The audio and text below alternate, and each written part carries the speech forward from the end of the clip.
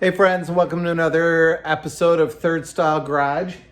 This one I'm dealing with a barn find. An old barn that I was helping clean out had this old power washer in it, and no idea how old it is, when it was last run, whether it works, how it's made. Looks to be electric, not gas, and I thought it'd be kind of fun to see what it would take to get it working again and see if it works. Sometimes the old stuff was built the best, and sometimes it's time to recycle things and buy new. So let's dive into it and see what we find.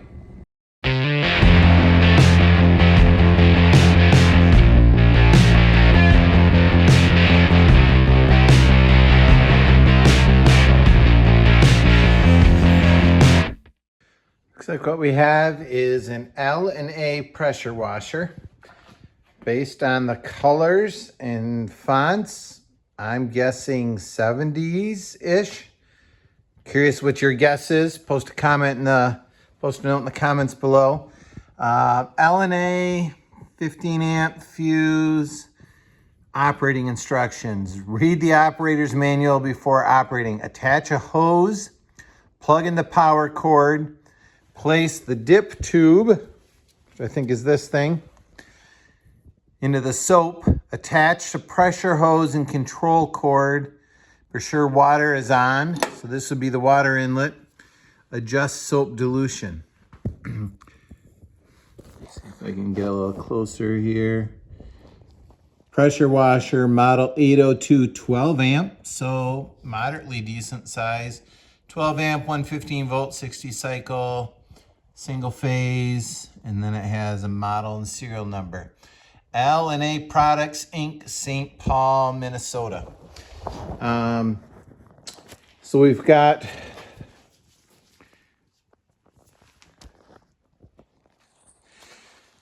we have the siphon, I'm assuming, for the soap. And then there are two hoses that connect to the washer. This one looks to be kind of a quick disconnect. Oh, it's quick disconnect. It's different than an air chuck though. And then there's another connection on top, plus the cord. Pretty long set of hoses that go to a very old looking power washer. See what kind of nozzle it has on the end. Rusty, crusty one. All right, let's open it up and see what it looks like inside.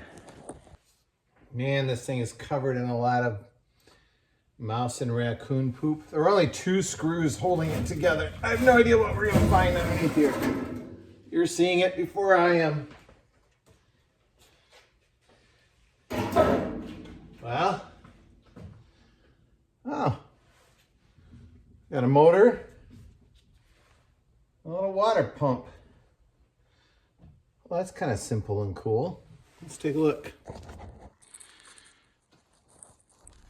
So we've got I can't read the brand name on the motor. Single phase motor, a little cast iron water pump, big old mouse necks, safety cover, twin Hi-Pro pump. Looks like it just takes the water inlet, goes to the bottom of the pump. Then I'm guessing this is the high pressure, which goes to the mouse nest.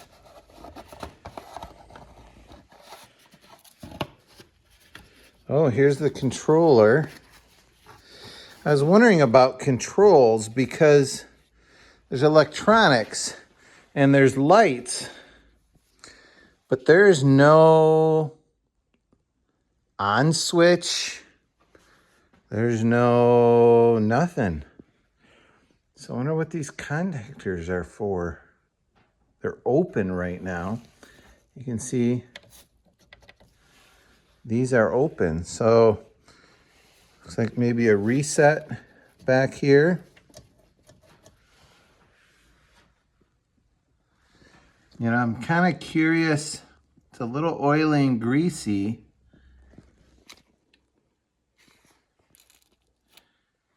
If there was water in it and it froze or not.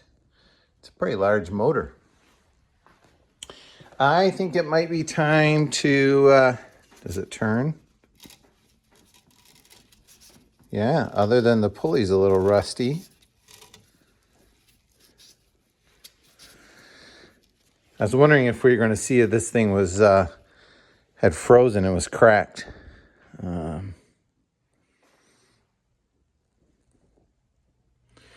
right, so here we can see the inlet water comes here and goes to this block, this manifold, and it looks like there's two solenoids on the top that I'm guessing this one turns on and lets the soap get siphoned in there.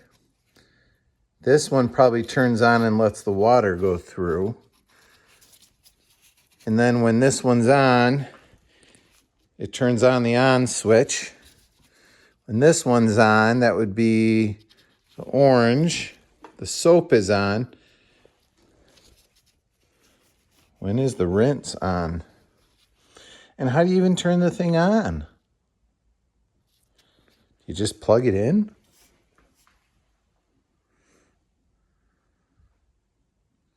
All right, I think maybe it's time to get a shop vac, do a little cleaning.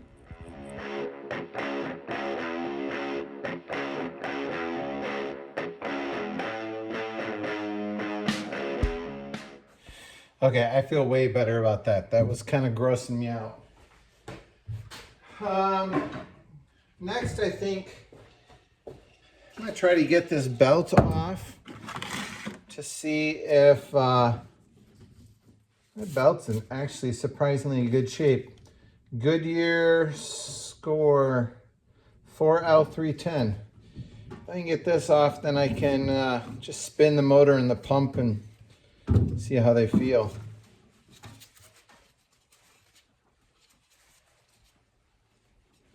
I feel like there's a mild compression stroke maybe. Maybe it's a piston style pump.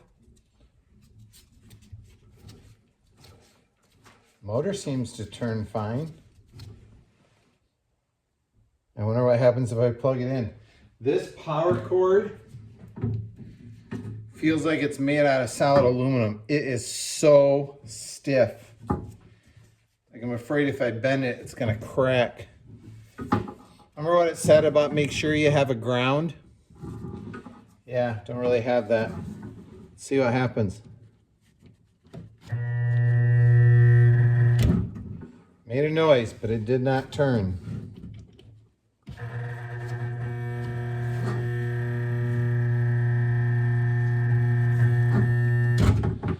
Okay, so the noise is not the motor trying to turn. The noise is coming from somewhere over in the controls. It's like a solenoid.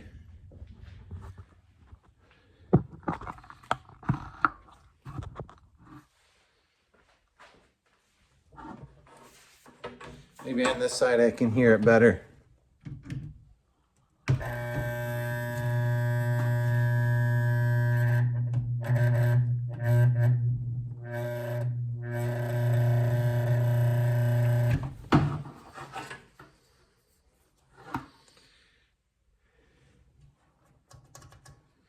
All right, so I'm gonna have to dig a little further. Not really sure what's going on.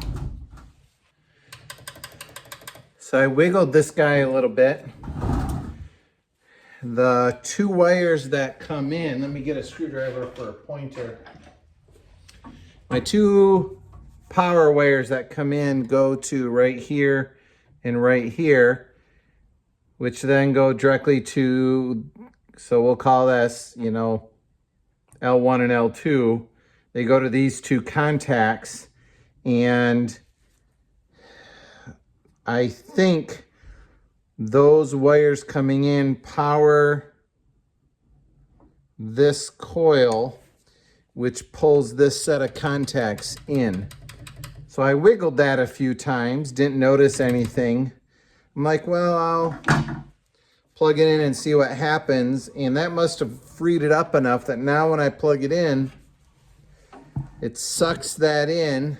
I'll zoom in the video, see if you can see that, which turns the motor on. Here we go.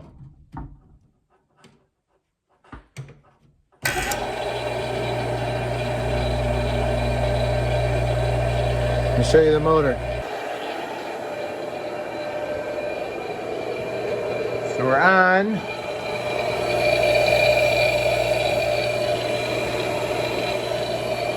Motor's running pretty smoothly. So that's good. Okay, so this is really interesting. At least this is to me, I love this stuff. Oh, another bit of an acorn. So the motor runs, turns when the contactor goes on, the belt turns the pump, driven by this pulley, but it's a water pump. So I understand how this got oily, and it looks like there's oil leaking out the bottom. I mean, that's definitely oily or greasy. All right, so safety cover, do not operate pump without this cover in place. Remove for greasing only. Oh wow, that is packed with grease. It's packed with rather clean looking grease.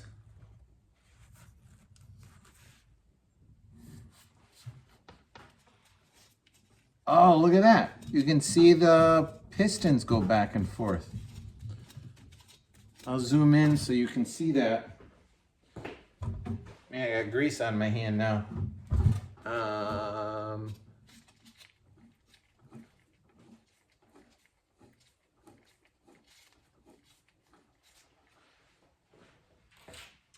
All right, so it looks like it was, I mean, somebody maintained it a little bit. All right, I'm gonna clean this off before I put it back on. It's a mess. All right, wipe this off. The safety cover, it's interesting that this isn't even sealed. There's gaps on each side. I don't know, maybe it needs to be vented or something, but shoot, I don't remember which way it was. Something like that. There we go. Okay, what is next? I do not have water out in my shop, so I'm not going to be able to hook it up and test it with water. But I do want to check out these solenoids and see if they work. So I'm going to start tracing the wires to see if these are, see if I can figure out if they're AC or DC solenoids. Okay, here's where I am today. It's a new day. I came out here and I went to disconnect the hose just to get it out of my way because it's stiff and big and old, and I disconnected the quick disconnect for the water. I assumed this one was for the soap, but it is not. It is a 5-pin electrical connector, which surprised me. So I followed it to the other end, and I didn't look at this closely, but here's the end of the pressure wand, and it goes from, I'm assuming this is supposed to be centered. It's off a little bit. Water, rinse, mix is probably soap and water. Concentrate maybe, and then back to off again, although there's two. So I don't know yet. I need to do some more testing. So I did plug it in. I took one wire off of the motor just so I could plug it in without the motor running. And it definitely, things happen when you turn this. So it hums and buzzes and rattles. And I expected these solenoids to have just a nice even click in them. And they're not. So I'm wondering if they're stuck. So I'm in the process of taking these apart. Took this one apart. Now I'm pretty sure that this is just an electromagnetic field, and that is a see-through hole. Inside the hole is this cylinder with a needle that fell out, and there is a small spring. How that interacts with this rubber piece, and how that becomes a valve, I don't know yet. So I'm going to take this one off as well and compare the two. This is very, if I push on it, this is rock hard. So I don't know if that's stuck, if that's a diaphragm that I should be able to pull up or not. So I'm going to pull this one off too and see what we learn.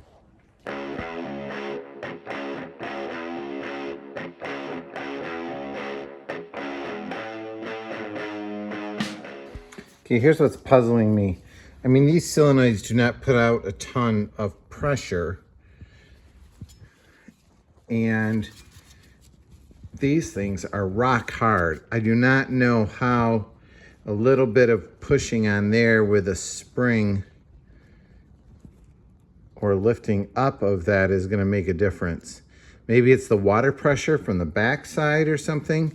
Either way, I don't know how that works, which leads me to one of two things. I need to Google a little bit more, but I also think I might take this fitting off, take this rubber hose off, and there's 3 mounting screws there. Take this hose off, and I should be able to get this thing out on the bench where I can clean it better. So, gonna work on that.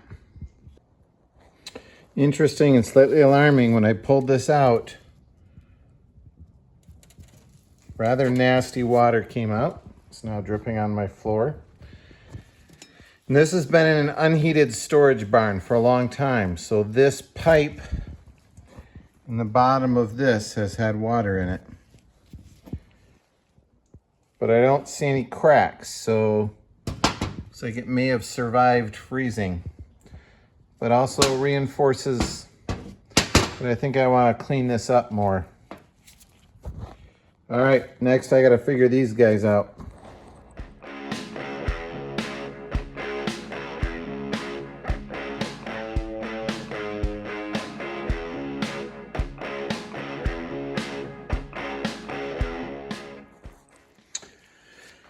So as you can see from the time lapse, these came out. I've cleaned them up a little bit. So I think that the outer spot seals in this groove. Then the middle part of the ring, when the solenoid is actuated, you can see kind of a black ring in the middle. Let me point. So that ring right, that black spot right there seals on this when the solenoid pushes it down. Okay, so water flow comes in here and then funnels into the 2 ports. So the water flow would come up this section in the middle, would flow over the top, down the middle tube, down this column, and then goes to the pump. Unless this thing is in place, this diaphragm, like such, and the water pressure would push this and stretch it up. The water would flow over the top and down the middle tube. Unless this were pushed down, that would thus seal it off. So I think this is the on-off for the water. This one is the on-off for the soap. And this one's a little bit more confusing to me. The soap gets sucked in the side here, and then there is a dial to control the flow of it that goes in right there. So that piece is this guy.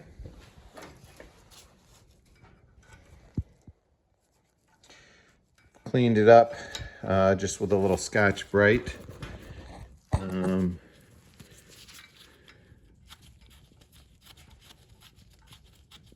So this guy screws in and plugs the hole that goes from the input where the soap goes in the bottom, and then that gets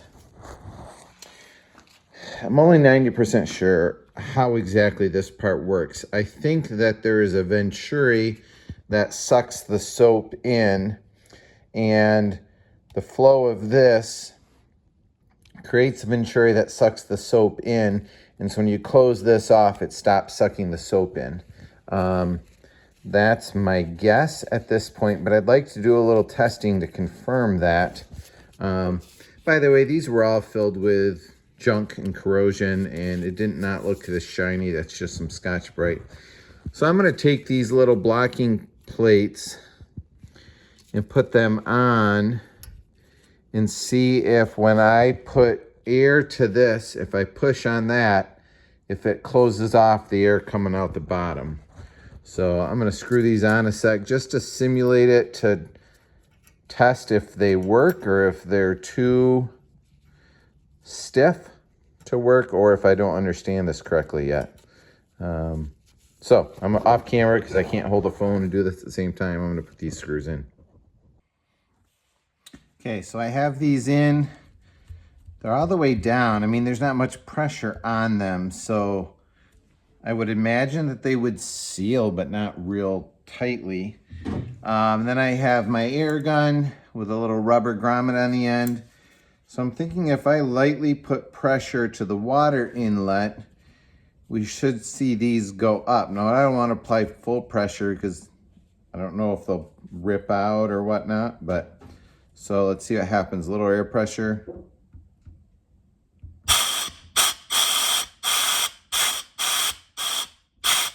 Yeah, they did go up. You can see pushing them back down. So I imagine what my finger is pushing them down is what the electric solenoid does. So let's next go over to the other side and see if the electric solenoids work to push those back down. My understanding of the way these electric solenoid shutoff valves work is you've got 24 volts AC that goes to, I think there's a winding in here that creates a magnetic field. This is a little housing, sits inside it. And then there is a very tiny spring that goes in next. It's like one of those little pen springs from your Bic pen. And then a very little, smaller than a pencil, needle that sits on the screw. And I think when the coil is energized, the magnet pushes this needle out. So that's my guess as to how they work. I have one set up right here, and it's plugged into the soap wire,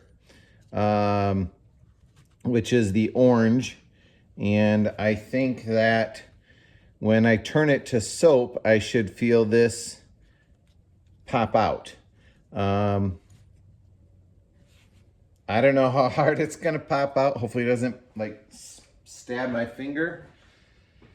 Okay, so we're gonna plug this in. I have the motor unplugged, so it shouldn't run. Okay, power's on. Nothing's moved or clicked. So if I switch this to water, so make sure none of these wires aren't touching anything they shouldn't be touching. Since I don't have the solenoid hooked up to water, when I switch the switch to water, I don't think anything will happen. All right, switching to water. Other than the rinse light came on back here. So now I don't know why rinse came on because I'm on the water button. I'm gonna switch to the rinse button.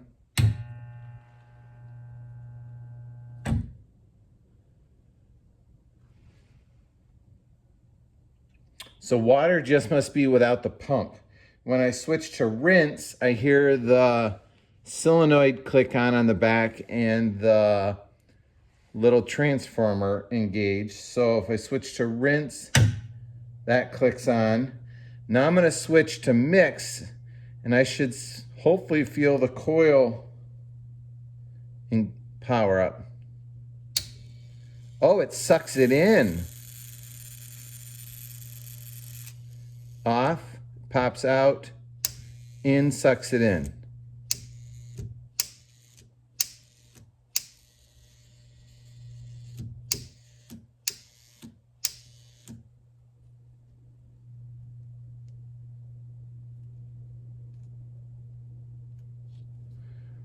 The reason I'm not saying anything is I'm thinking, because that's different than what I expected.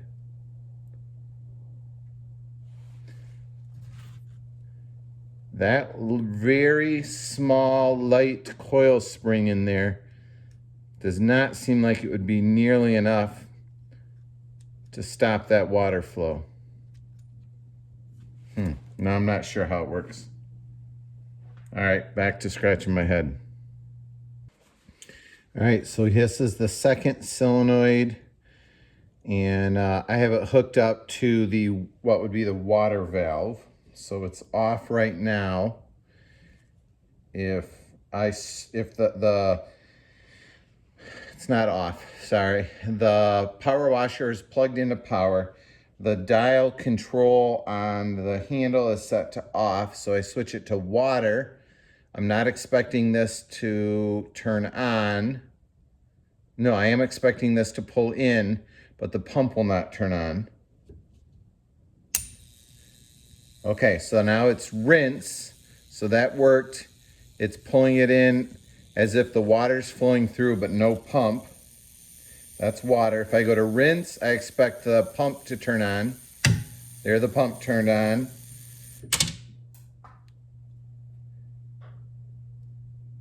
For mix, that is water and soap. So I expected this to stay on.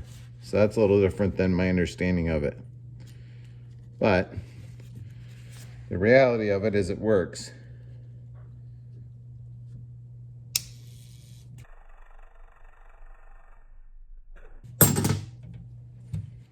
Okay, so we're a little farther in our understanding.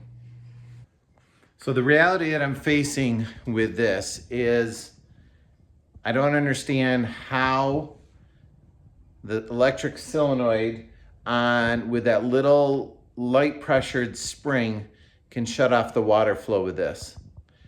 But the fact that I don't understand it doesn't mean that it doesn't work. It just means the problem's probably my knowledge. So it seems like everything's working right. So I'm gonna reassemble it all, put it back together, and then move on to, I think, kind of problem solving the pump is next. So I'm gonna assemble this back together. All right, I've got a new theory. I was looking at how the tip of that is like a needle and seat from a carburetor, which matches the dimple in the middle of this.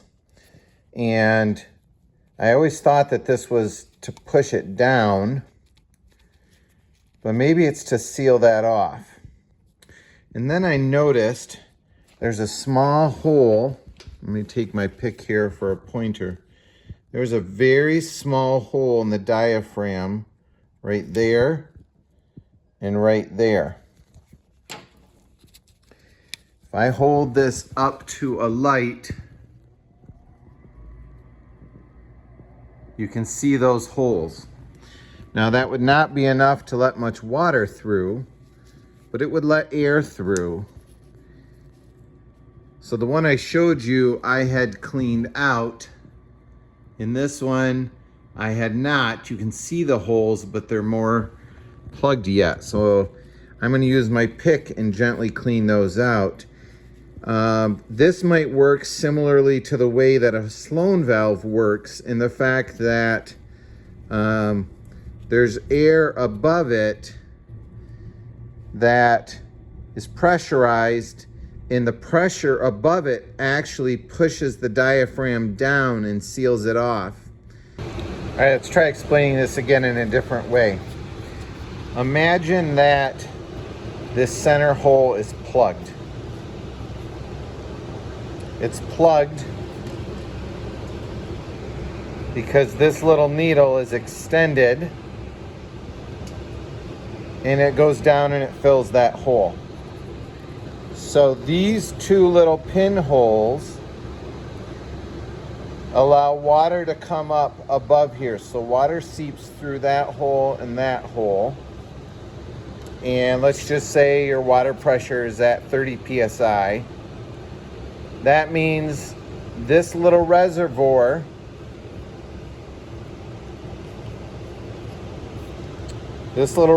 is now filled with 30 psi water because that needle has plugged that hole. So that 30 psi water acts like a little air cylinder, and it puts pressure down on this cap, on this diaphragm, and it seals off this middle ring against that diaphragm and prevents the water from flowing up here and over there and down the middle. So the water flows up here and down the middle, but it can't flow when this diaphragm is sealed. When you actuate the valve, this retracts. The 30 psi of water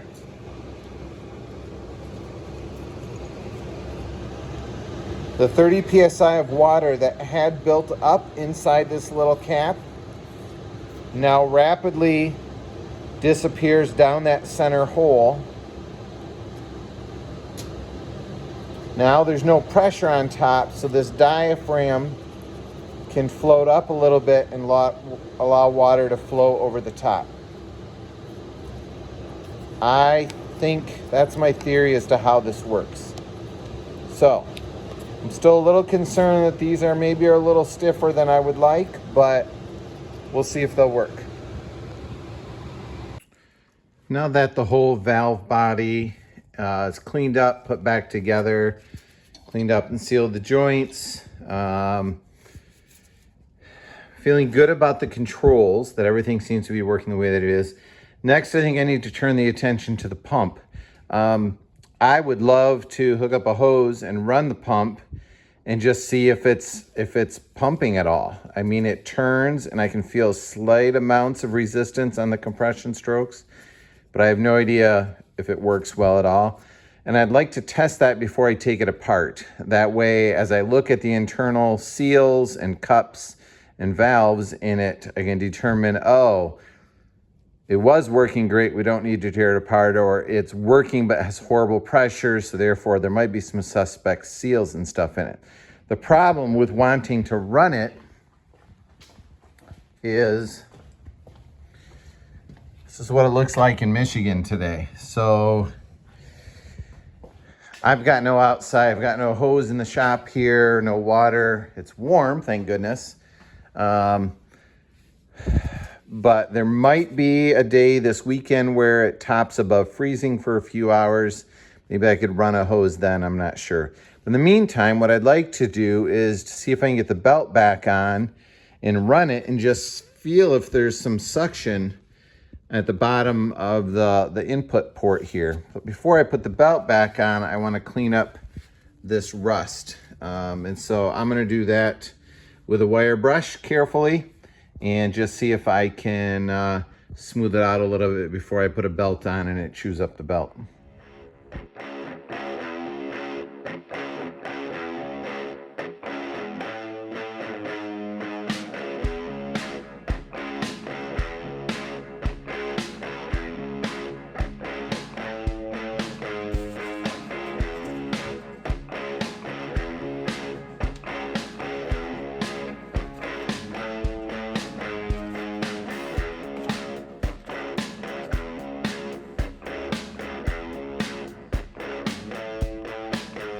Okay, belt is on. It's not super tight. I'm okay with that. All right, we'll turn it on and see what happens.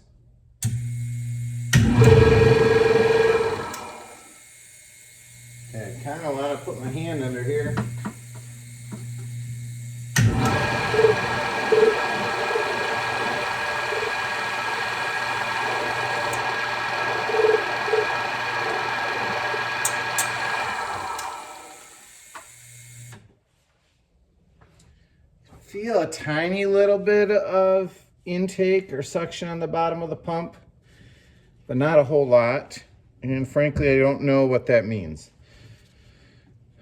Question is, would it be putting out high pressure on the other side? We don't know that until we try it. I can't try it because it's cold. Things that make you go, All right, time to scratch my head a little longer. Okay, after thinking about this for a little while, I would love to be able to test this before I take the pump apart, but I don't see that happening real soon with the weather. So partly because I want to see the inside of it, partly because I think it'll be good just to go through everything before I try to use it. I'm going to take this hose off, take the pump off on the bench, clean everything, and see how the seals and valves inside it look. So let's take that puppy off.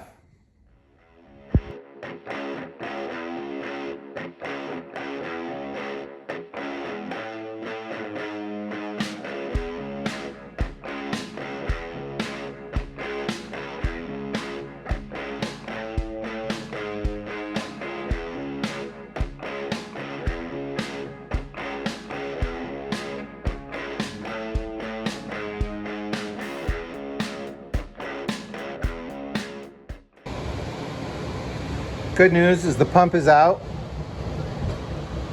and the pulley is off.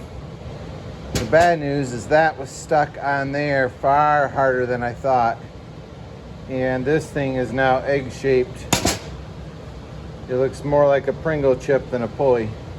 So I've got some work to do to flatten that back out again. But I'm out of time right now, so I'll be back later and we'll start disassembling this. I think tearing apart the pump is going to take a little bit of work, and this video is getting a little bit long. And my impression is people kind of like 20 to 30 minute videos, kind of like a half-hour sitcom. And so I'm going to break it up. That gives me a little more time to do some of the editing and get them out as well and try to please the almighty YouTube algorithm. So I think I'm going to wrap it up right now on this project, and then later I'm going to tear into that pump and record that, and then we'll see. Hopefully by the end of that video, I think this will be a 2-part series. We'll have this thing running and we can test it and see how it works. So thanks for following along. If you haven't, please, give it a thumbs up or subscribe to the channel. I would really appreciate it. And have a great day. Find somebody and be nice to them. Talk to you later. Bye.